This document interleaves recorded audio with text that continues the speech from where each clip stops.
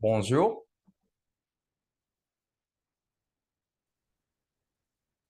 بونجور عبد الرحمن. بونجور مستر. ايه الاخبار؟ عامل ايه؟ الحمد لله والله تمام. كله تمام؟ والاجازه عامله ايه؟ تمام الحمد لله. الحمد لله. احنا ننتظر بقيه زمايلنا وان شاء الله نبدا على طول. خلاص تمام. اتفضل.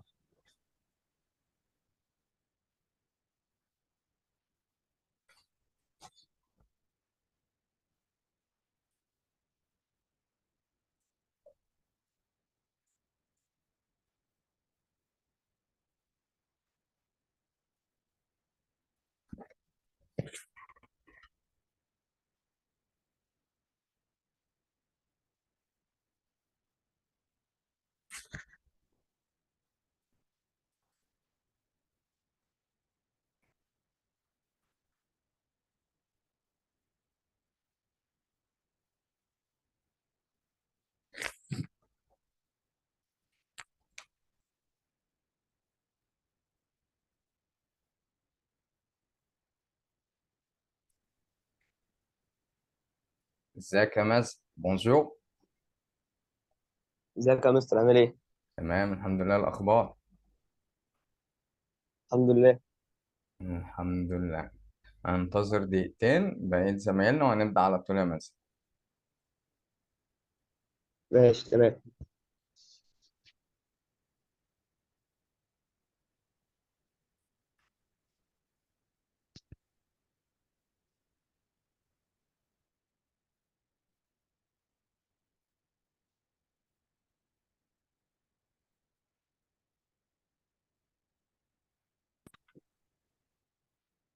بونجور. هنا. سافا. مينا مينا يا مستر. مينا. بونجور مينا. ونشوف مستر. ايه او الاخبار؟ مفيش واحد حتى مستر الانجليزي بيقول لي منا في إيه يا جدعان؟ وانا كاتبها غلط. لا لا لا لا انا صح. المشكله عندنا احنا دي. ايه مدرس الاخبار؟ الانجليزي. انا الحمد لله. بشكر برضه. ربنا. قال لك منا. والله لي من. اه لا معلش دي هو عندنا. كله بيقول له منا اساسا. لا دي اه عندنا دي. معايا برضه ده. مش فاهم اه في ايه. لا خلاص. فرنساوي ده احنا هنشيل فرنساوي. لا لا لا مفيش الكلام ده خالص. فرنسا سهل جدا يعني وجميل. ده لو ما اتلخبطتش ما بين الفرنساوي والانجليزي. لا لا ان شاء الله مفيش اي لخبطه. متقلقش. يعني دقيقة ونبدأ إن شاء الله. من نوم. اه صح يا مستر، لازم يبقى عندك معلومه بعد 40 دقيقه الحصه هتخلص. انت الابلكيشن هيطلعك في البرنامج. اه معلش ده زوم بقى عادي. لا ما انا بقول لحضرتك عشان امبارح ما كانش في حد عارف. اه ما كانوا اه انا عارف. فكان بيقفل على طول قبل ما. اه هو ب 40 دقيقه الابلكيشن بيقفل. فمش هنبدأ. عارف، انا هنا في البيت بيقولوا لي عشان مثلا دي حصص تجريبيه وحاجات. اه هو علشان مش عارف. حصة تجريبية وبعد كده بتبقى ساعة تمام عادي. علشان في البداية. يعني بعدين يا مستر لما تبقى اساسيه عادي مش اه لازم اه 40 لا لا. دقيقه. لا مش هيبقى لها ليميت. طيب كويس. يلا جاهزين؟ جاهزين. يس. ريتاج. استنى ريتاج آخر. ها. انا هنحتاج كتاب الفرنساوي. المرة دي لا احنا هنكون الباوربوينت بعد كده بنشتغل من كتاب برافو. ريتاج بونجور. ايه. بونجور بعد كده نشتغل من كتاب برافو. في طيب الأساس بتاعنا إن شاء الله انا عندي نشتغل. الاضواء. عندي إيه؟ عندي الاضواء مش برافو. الأضواء. هو احنا عموما الشغل بتاعنا هيبقى من برافو، التطبيق بتاعنا يبقى من برافو. برافو كويس يعني مش وحش. طيب بشوف. داكور جاهزين؟ Vous êtes prêts؟ لا كلمنا بس بالعربي. جاهزين؟ ايوه. يلا بينا. Tout d'abord, il faut je me présente. أول حاجة أنا هقدم لكم نفسي. Je m'appelle أكرم مزار، اسمي أكرم مزار. J'ai 24 ans، عندي 24 سنة. Je suis égyptien bien sûr، وأنا مصري. Et mon rêve، je voudrais bien devenir un professeur célèbre. وحلمي إن أنا أبقى مدرس مشهور. مطلوب بقى إن كل واحد فيكم هيقدم نفسه زي ما أنا قدمت نفسي. هنبدأ بمينا. عرف لنا نفسك يا مينا. عربي. عربي، تمام ماشي. يس، الحمد لله. انا مينا وهيب. ان شاء الله نطلع مهندس. نطلع بإذن مهندس. الله. عندك كام سنة؟ عندي 16 سنة. جميل. مصري؟ بس عندي 16 لان انا متأخر سنة في المدارس. ممكن في بديت مصر؟ متأخر. اه ممكن بدأت في مصر متأخر. ولا اه، بره؟ في مصر، بديت في مصر. فين في مصر؟ في الفيوم. في الفيوم. في الدالي، هنا في شارع الدالي. تشرفنا يا مين. بعد كده مازن، باشمهندس مين. ازيك يا مستر؟ ازيك يا مستر، ازاي عامل ايه؟ يا مازن؟ عامل ايه يا مازن؟ الحمد لله. ايه الاخبار؟ الحمد عندك لله. كام سنة يا مازن؟ عندي 16. 16. مصري؟ اه، مصر. ممكن في مصر؟ اسكندرية. اسكندرية. ايوه. شكلك كده يا مستر مش مصري او مش مقيم في مصر. لا لا. في مصر، وممكن في مصر في اسماعيلية. طب ما بتسأل ليه؟ ايه؟ بس نتعرف بتسأل على ليه؟ بعض عادي، وارد هيكون ما معانا فيش جديد. حد، هتلاقي صعوبة ان في حد مصري بيتكلم او مش مصري بيتكلم باللغة العامية بتاعت مصر. لا عادي، انا ليا اصحابي على فكرة كتير مش مصريين وعارفين اللهجة المصرية كويس جدا. لا، بس هتلاقي في نبرة كده، نبرة تعرفك هم مش ان هم مش متقنين اللغة بتاعتنا قوي. فاهم؟ ممكن يعني، ممكن برضه، منطق. طيب يا مازن، نرجع لمازن. حلمك تبقى ايه؟ عايز تبقى ايه يا مازن؟ لعيب كورة مشهور. محمد صلاح؟ اه. لا، امال الا ايه؟ محمد. انا عايز تبقى ايه؟ لعيب كورة مشهور، اه مش شرط محمد. عادي يعني، مش شرط ده. تبقى مازن. اه. ماشي، خلصانه يا مازن. نيجي لريتاج. عرفينا بنفسك يا ريتاج. أنا اسمي تاج، عندي 15 سنة. مقيمة في مصر؟ دلوقتي لأ. فين؟ السعودية. في السعودية. يا هلا. عايزة تبقى ايه؟ حلمك تبقى ايه؟ أدخل ايه؟ تمريض عسكري. تمريض عسكري؟ مم. يعني حاجة جديدة جدا، يعني أول مرة أسمعها. تمريض عسكري جميل أوي. ايوه، طب لا، إيه؟ مشهورة التمريض العسكري يا مستر. ما مشهور، بس من الطلاب معايا أول مرة أسمعها، يعني حد اه. حابب تمريض عسكري.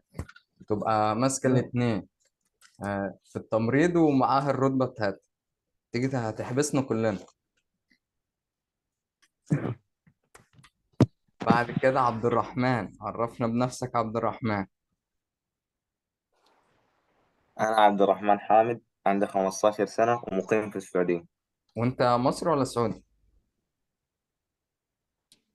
أيوة طبعا مصري. طب أهو، فين بقى؟ مين شايف أهو؟ عبد الرحمن مصري واللهجة بتاعته سعودي، يعني ما نعرفش نفرق. لا، أنا بس مش لهجتي مصري. سعودي. بص يا مستر، انا وانت بس اللي حظنا سيء. آه. معلش بقى. يعني لسه في قاع البير انا وانت يا مستر. ان شاء الله نترقى ونروح بلد تانية. عايزين نوصل عنق الزجاجة ونعدي بقى العنق. آه. عموما أنا تشرفت بكم جدا يا شباب، وإن شاء الله نبقى مبسوطين كده في الشغل مع بعض. دلوقتي إن شاء عندنا، الله. إن شاء الله. دلوقتي هنتكلم عن les règles de la classe. عندنا شوية قواعد هنلتزم بيها طول الترم واحنا شغالين مع بعض. Premièrement, ouvrir votre appareil photo. أول حاجة سي obligatoire et nécessaire إن إحنا هنفتح الكاميرا بتاعتنا. فأستأذنكم كل واحد يفتح الكاميرا بتاعته دلوقتي. أهلا يا عبد الرحمن. ومين؟ لسه مازن وريتاج. مازن، ريتاج. انا كلام رفيع قوي، انا مش شايف حاجه. الكلام. ما اقدرش اكبر الصوره، الكلام اللي هو الشاشه اللي هو الست صور. لم ارى انت شيئا. ممكن انت ممكن تعمل زوم من عندك. لا مش ريتاج عارف. معانا. اقدر اعمل زوم، ايوه. مع حضرتك. كويس. ممكن تفتح الكاميرا. سي اوبليجاتوار. حلو قوي. بونجور ريتاج. تمام، ده كده première règle. Deuxième règle. Asseyez-vous à un endroit pendant le cours. أثناء السيشن هنبقى قاعدين على المكتب بتاعنا، مش هنتحرك من عليه. تاني حاجة ne pas manger pendant les cours. ما ينفعش ناكل أثناء السيشن، بس عادي ممكن هنشرب. لأنكم هتلاقوني أوقات كتير أثناء الشرح بشرب، فعادي ممكن نشرب. بعد كده fermez votre micro. هنقفل الميكروفون بتاعنا علشان ما نعملش إزعاج. بعد كده relevez la main en cas de besoin. هنرفع ايدينا raise hand لو في حد عنده مشكلة او لو حد عنده سؤال. واخر حاجة، ودي حاجة طبيعية، ne dérangez pas et utilisez la boîte de discussion. ما نعملش ازعاج، وطول ما احنا قافلين الميكروفون مش هنعمل ازعاج. ولو حد احتاج حاجة برضو ممكن يستخدم الشات بوكس. في اي مشكلة بالنسبة للقواعد بتاعتنا شباب؟ لا يا مستر. جميل جدا. Allez-y. Aujourd'hui, on va parler de le futur proche. Quelqu'un ici peut dire quel est le futur proche؟ النهارده هنتكلم عن حاجة اسمها le futur proche. حد يقدر يقول لي ايه هو الفوتور بروش اللي احنا هنتكلم عنه النهارده ده؟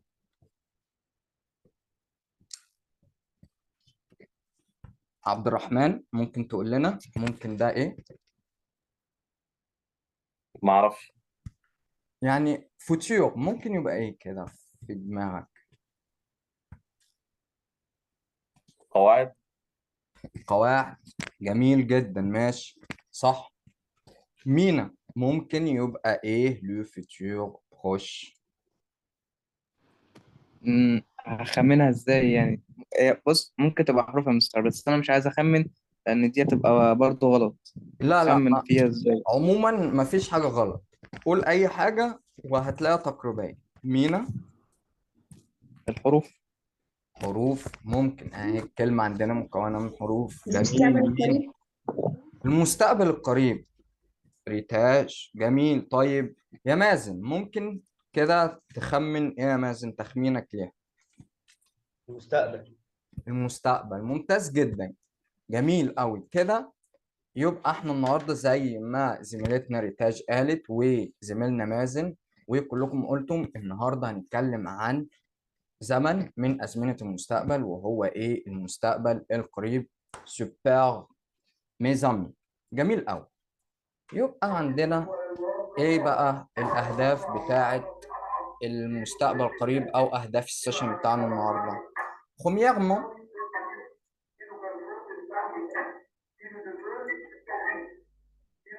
la formation du futur.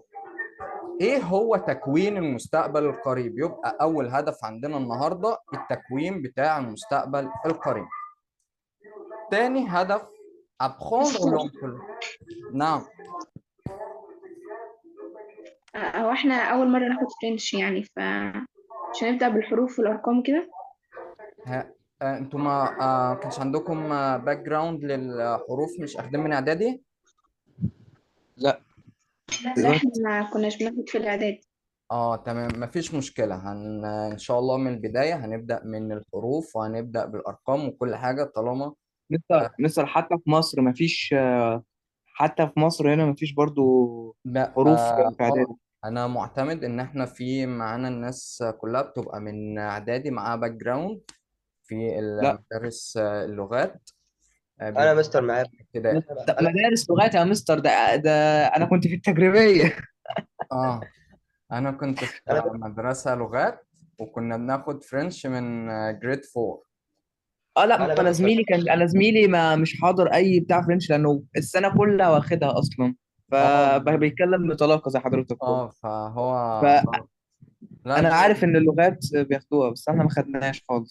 خلاص سهلة مفيش مشكلة. هو عموما المستقبل القريب سهل جدا يعني. أول ما هنبص عليه هنلاقيه سهل، ما تقلقوش. وبعد كده هنبدأ بالحروف والأرقام والألوان، هنبدأ من البيزكس خالص يعني. بس ريتاج وانا ريتاج أول واحدة اعترضت، وهي اللي كانت جاوبت قالت المستقبل القريب. ريتاج عشان كانت فيوتشر فهي بالإنجليزي فأنا عارفاها، بس وتخش التانية دي غشتها ماما. ماشي يا ريتاج، الصراحة حلوة قوي يعني. تمام مفيش أي مشكلة، هنكمل عادي وهتلاقوا الدنيا سهلة خالص. احنا هنحاول خلاص ايوه مش هتكلم فرنش خالص، هنمشيها كلها عربي علشان نحاول نبسط الأمور، طالما الباك جراوند عندكم ما خدتهاش قبل. يبقى أول هدف عندنا هنعرف إزاي بنكون المستقبل القريب ده أصلا بيتكون إزاي. تاني حاجة هنعرف الاستخدام بتاعه. تالت حاجة واهم حاجه تصريف الفعل عليه. عندنا حاجه مهمه في الفرنساوي، تصريفات الافعال. تصريفات الافعال دي هنمر عليها كلها من اول افعال المجموعه الاولى لحد افعال المجموعه الثالثه، وهنتعرف على ده كله النهارده ان شاء الله. يبقى كده مينا، اول هدف عندنا النهارده ايه؟ معلش يا مستر، ما كنتش مع حضرتك، ماما رنت عليا دلوقتي، لسه رن عليا، عيد الكلمه وانا اقول لك. خلاص اول هدف ان احنا هنعرف تكوين المستقبل القريب. يبقى اول هدف ايه؟ تكوين المستقبل القريب. طيب يا مازن، تاني هدف عندنا ايه؟ ما مستر الصوت بيقطع معلش. سامعني طيب كده ظبط؟ اه اصل هو كان بيقطع من شويه. طيب تاني هدف استخدام المستقبل القريب. تاني هدف ايه؟ تمام. استخدام المستقبل القريب. جميل. ريتاج وعبد الرحمن لا، بقى هيشتركوا في اخر هدف اللي هو تصريف ايه؟ الفعل عليه. عليه. تصريف الفعل ايه؟ عليه. جميل جدا. هو احنا دوزيامون. بنقرا هو احنا بنقرا من اليمين ولا من الشمال؟ اه ليه؟ عليه بنقرا من الشمال عادي. والاو ار اون فرونسي بتتنطق ايه، وده كله هنعرفه مع الوقت يعني ما تقلقوش.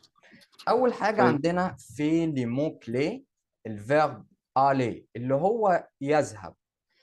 معناه في العادي يذهب، انما في المستقبل القريب معناه سوف. يعني لما نيجي نتكلم عنه النهارده هنستخدمه على انه سوف. تاني كلمه عندنا دوما. يبقى اول كلمه عندنا من كلمات الداله الفعل aller. دوزيامون دوما الكلمه الثانيه دوما ce soir. دوما اللي هو بكره. ce soir هذه الليله. ثالث كلمة. رابع كلمة بلو تار فيما بعد. بيانتو قريبا. يبقى عندنا يا عبد الرحمن أول كلمة من كلمات الدالة اللي هنتكلم عنها النهاردة إيه؟ عبد ما الرحمن حفظتهاش الصراحة. إيه؟ اه أول كلمة عندنا من كلمات الدالة الفعل أليه. الفعل إيه؟ اه عليه. أليه. عليه. جميل أوي. وتاني كلمة دوما غدا سوسوار هذه الليلة. وبلو تار فيما بعد. وبيانتو اللي هي ايه قريبا. دول كده بالنسبة للكلمات الدالة بتاعت النهاردة. يلا بينا بقى ندخل على التكوين بتاعه. التكوين بتاعه سهل جدا، وعموما المستقبل القريب من أسهل أزمنة الفرنساوي عموما. بيتكون من إيه بقى؟ تصريف. تصريف الفعل أليه ده اللي احنا قلنا معناه يذهب، بس لما أجي أستخدمه في المستقبل القريب هيبقى سوف. زائد المصدر. يبقى هنصرف الفعل عليه، وبعد كده هحط الفعل في المصدر اللي انا عايز اتكلم عنه. يبقى يا مازن تكوين المستقبل القريب ازاي بنكونه ازاي يا مازن؟ فيرب عليه بعديها كده الفعل في المصدر. برافو ممتاز جدا يا مازن سوبر. عندنا هناخد كده مثال توضيحي بسيط كده سريعا. tu اللي هو ضمير بمعنى انت. va اهو ده تصريف الفعل عليه وهنعرف تصريفاته دلوقتي. مع الضمير تو، وسورتير اللي هو يخرج، ده الفعل في المصدر. يعني الفعل الأساسي بتاع الجملة عندنا سورتير، ده اللي احنا عايزين نحطه في المستقبل القريب. فصرفنا الفعل ألي زي ما احنا شايفين كده va مع تو، فبقت تو va sortir. أنت سوف تخرج. أنت سوف إيه؟ تخرج. اسمها ايه؟ تيوي Tu vas. Tu vas. تيوفا. Ah oui, super. برافو. Tu vas sortir. أنت سوف تخرج. يبقى كده احنا بكل سهولة عملنا الجملة الأولى، حطيناها في المستقبل القريب. تيجوا نشوف الاكزامبل الثاني، برضو نفس الكلام. هنا نو اللي هو الضمير بمعنى نحن، وعندنا الفعل الأساسي بتاعنا اللي هو فيرمي يغلق، اللي احنا عايزين نحطه في المستقبل القريب. عملنا ايه؟ جبنا الضمير، نحن بنتكلم نحن، قلنا نو، وهنصرف الفعل ألي زي ما احنا شايفين كده مع النو، فبقى allons. Nous allons fermer. Nous allons fermer. نحن سوف نغلق. Nous allons fermer. يبقى كده يا شباب لما باجي أكون المستقبل القريب بحط تصريف الفعل عليه زائد المصدر. في أي مشكلة؟ اه، في فيها إيه؟ مشاكل كتير. إيه؟ تمام يا مستر. الترجمة والقراءة. لا، سيبك من القراية دلوقتي خالص، سيبك من القراية. بالنسبة للقراية والترجمة بقول كل كلمة يعني في هو انا طب اصل مستر، ماشي. المشكله انا مش فاهم حاجه في الجمله، يعني كان انا جاي اجر حتى ان انا مثلا اجي احفظ الكلمه اللي انا المفروض يعني ايه. انا مش عارف اللي ليه، بس الحمد لله جميل الباقي قوي. ده ضايع خلاص. يا هنعيد من مستر، تاني. عشان كده قلت في الاول ان احنا شايلين. لا لا، ما تقلقش ما تقلقش والله. نرجع تاني للفعل عليه. نبدأ من الأول خالص، من التكوين من الأول خالص. عندنا لما بنيجي نكون المستقبل القريب يريتاج، بيتكون عندنا من شقين. مش فاهم. تصريف الفعل عليه، واحنا هنشوف تصريفاته دلوقتي، زائد الفعل في المصدر. يبقى ريتاج لما باجي اصرف لما باجي اكون المستقبل القريب بكونه ازاي يا ريتاج؟ ليه. العراق في مصر. عليه زائد المصدر. كده في اي مشكلة بالنسبة للتكوين؟ لا. مستر أنا قصدي اللي هو نبدأ من الصفر يعني الأول. احنا هنبدأ من الصفر طبيعي، بس المرة دي السيشن اتعمل بما انه عندكم فكرة قبل كده، فبدأنا بالمستقبل القريب ده. يعني حاجة سهلة جدا، فان شاء انا ما مستر، الله. عنديش ربع فكره، ما عنديش وان فكره ابدا. حتى نوب. انا مستر، ايه يا عبد الرحمن؟ ما عنديش ولا فكرة. مستر. ولا حد عنده فكرة والله يعني، بس هنحاول مع نفسنا كده شوية.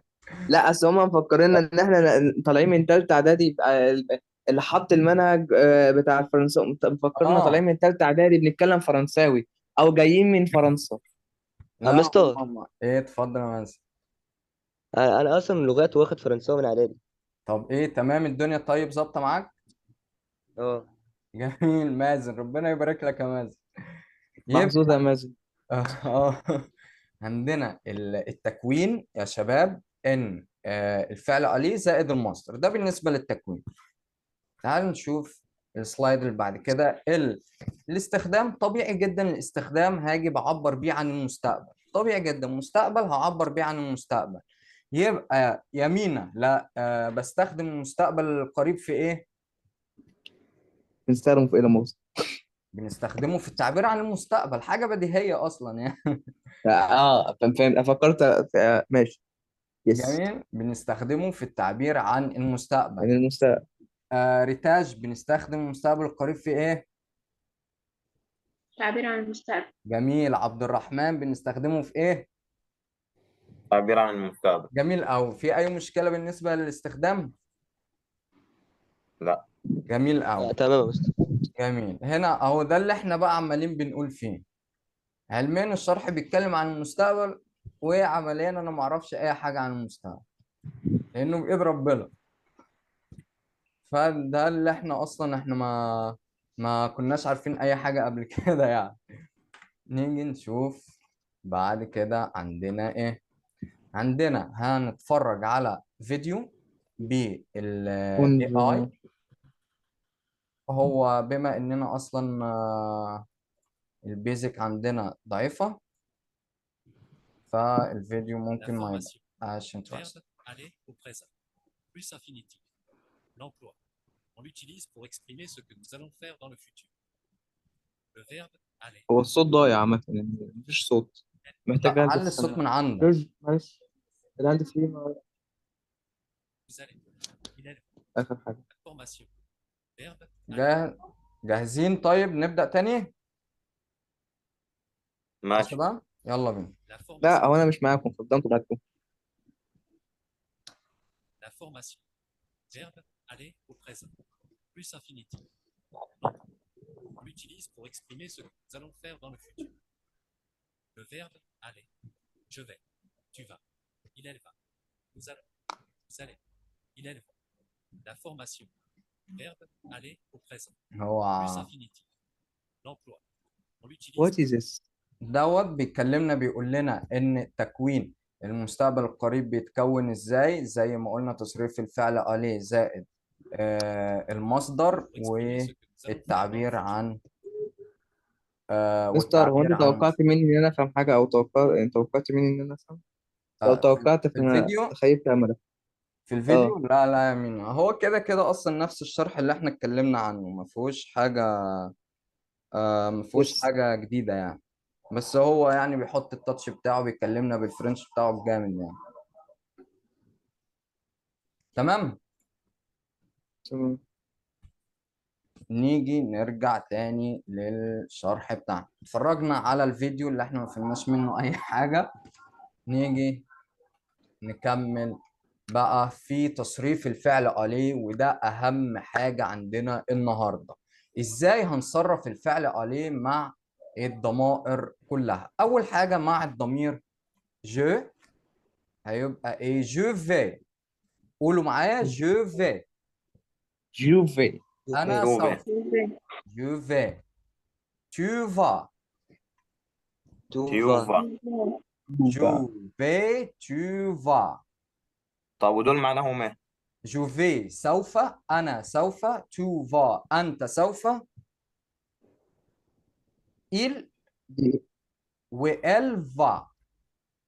إلفا ولا اه لا، هي الكلمة، لا عايز أسأل سؤال، هي دي وإلفا ولا وإلفا على طول كلمة واحدة؟ il elle، لا دي ضمير هو، وده ضمير بمعنى هي. ف il هو، elle هي.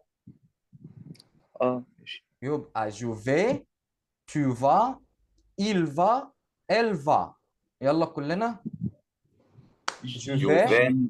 tu vas. توفي. ال آه. وإلفا. جميل قوي. Je vais، tu vas، il elle va. نيجي بقى مع النون. nous allons. قولوا. نوزالون. خدوا بالكم هنا ان الاس لما بتيجي بين حرفين متحركين يا شباب بننطقها زد، فهتبقى ايه؟ nous allons. نوزالون. لحظة يا مستر، طب ما دي كلمة ودي كلمة، اللي هي نو نوزالو، دي المفروض إن دي كلمة ودي كلمة كده. كلمتين. لا، عندنا في حاجة في الفرنساوي اسمها ليزون الوصل، وعندنا برضو في اللغة العربية عادي الوصل. فبنقول ايه؟ نوزالون. لما بنيجي نوصلهم مع بعض كلمة واحدة بنحط اس. يعني مش شرط تبقى من الكلمة واحدة، عادي لما بين ما بين الكلمة وكلمة. عادي ما بين كلمتين طالما الاس جايه بين حرفين متحركين بتتنطق زد. نوزالون. طيب. يبقى جو في، tu vas، il va، elle va، nous allons. نيجي بقى الفو. vous allez. نوزالي. vous allez. نوزالون. نوزالي. vous allez. نيجي بقى ايه؟ للإل بتاعت الجمع. هو في الجمع هتبقى ايه؟ هم. إل. هتبقى il avec اس. لما بنيجي ننطقها لوحدها كده بننطقها il avec اس. il ومعاها اس، حطينا لها اس فبتبقى il avec S. Ils vont, elles vont. قولوا كده يا شباب. elles vont elles vont. elles vont. جميل قوي. مينا ممكن تقرا لنا تصريف الفعل مع جو؟ تبقى ازاي؟ جو في. اللي هي الآلية عليه مع الجو. وجوفي. جو في. جميل قوي. مازن اقرا لنا تصريف الفعل مع التو. تو فا. تو فا. برافو عليك. بعد كده عندنا ريتاج، اقرا لنا تصريف الفعل مع الإل والال. il avec S do وإل فا. انت قريت لنا الجمع اللي هي إل افيك اس فون وإل افيك اس فون. احنا عايزين الإل والال بتاعت هو وهي المفرد. il va وإل فا. سوبر. جميل. عبد الرحمن بقى دورك مع النون. nous allons. برافو. سوبر. نوز الونز. انا بقى دوري هيبقى فوزالي. يبقى بقى هنقول سريعا تصريف الفعل عليه مع جميع الافعال. عليه جو في، tu vas, il va, elle va, nous allons, vous allez, il avec S vont, elle avec S vont. في أي مشكلة بالنسبة لتصريف الفعل عليه مع الضمائر؟ لا تمام يا مستر. جميل قوي. عايزين بقى هنحل مع الحاجات، ايه؟ هنحل الحاجات دي مع بعض كده كل واحد بالدور. نحل نبدأ ايه لا مؤاخذة؟ هنحل الحاجات دي. وات؟ تقلقش لغاية يا زيس. سيدي. دي حاجات واحدة واحدة. أنا هقول لكم هنا مثلا الضمير وإيه هنستخدم. يلا عبد الرحمن ممكن تحل لنا أول واحدة. عبد الرحمن. عبد الرحمن، يا ريت بقى تترجم لنا كمان. ما بعرفش. واحدة واحدة، مش لازم نقرا، مش هنقرا خالص. عايزين طيب. نحط الضمير على اللي احنا اتعلمناه. شادي اتوا. ماشي. انت وشادي، فهتبقى الضمير ايه؟ نو. مع الضمير نو كان تصريف الفعل عليه بيبقى ايه؟ nous allons برافو اللي عليك. هو بي. ب. جميل قوي. نوزالون. جميل قوي. كده عبد الرحمن برافو. نيجي لريتاج. هنا الضمير اللي احنا عايزين نصرف معاه احمد. احمد هيبقى ايه؟ إل. فهنا كان تصريف الفعل عليه مع إل ايه يا ريتاج؟ il va. انهي واحد، بي ولا سي؟ سي. برافو. سوبر ريتاج. برافو. يلا يا مازن. هنا الضمير نو عايزين نصرف الفعل عليه مع النو. عبد الرحمن كان قالها لنا، فكانت ايه يا نوز مازن؟ الو. nous نوز allons. الو. super. bravo mes amis. super tout le monde. ma soeur. يلا يا مينا بقى، تعالى لي يا مينا. هنا ما لا لا. soeur اللي هي اختي كان هتبقى الضمير ال اللي هي زي نفس التصريف بتاع اللي كان قال لنا، اللي كانت قالت لنا عليه ريتاج. فهنا هيبقى ايه يا مينا؟ توقعي هتبقى اسمها ايه؟ مش عارف اقراها. فا. انا فا. الاولى ولا الاخيره؟ لا، الأخيرة. برافو. سوبر. انا بقى عليا الدور، هحل انا اخر واحده النهارده. هنا الضمير تو، فكان التصريف هيبقى تو فا اللي فيها اس. في اي مشكله يا شباب؟ لا. جميل تمام. قوي. جميل قوي. هو يلا نروح نشوف اللعبه سريعا قبل السيشن ما ينتهي. أو معقولة الحين 40 دقيقة؟ شوف الوقت الحلو بيعدي بسرعه.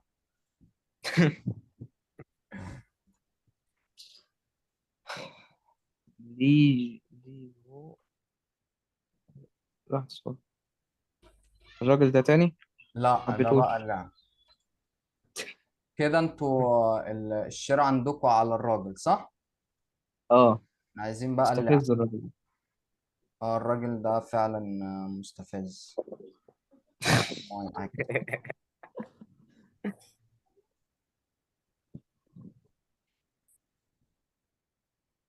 فاضل لنا 3 دقايق هنختم النهارده ايه باللعبه دي.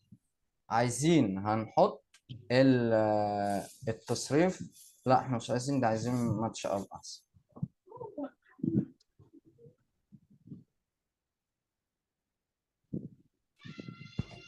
هيجيب لنا مع كل ضمير عايزين نحط التصريف بتاعه مع الفو. الفو هنعمل ايه يا عبد الرحمن؟ هنحطها مع في ولا فا ولا الي ولا فون؟ سريعا يا عبد الرحمن. الايه؟ طب انت بتحرك الصورة يا فو مستر. فو هنحطها هنا ولا هنا ولا هنا؟ حركاش، سيبها قدام. ايوه كده، انا بحط ماشي. بس. فو فو الي. فو الي، برافو. ماشي. بعد كده تو يا ريتاج. تو هنحطها مع ايه؟ انا اخر واحد حللها تو. تو في، برافو. تو فا. ماشي، يلا يا مازن. الجو هنحطها مع ايه يا مازن؟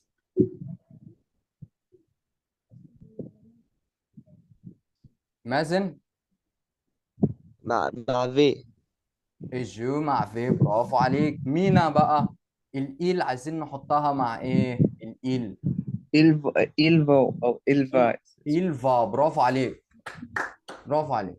انا بقى دوري هنحط الإيلا في اس مع فون، والنو مع نوزالون.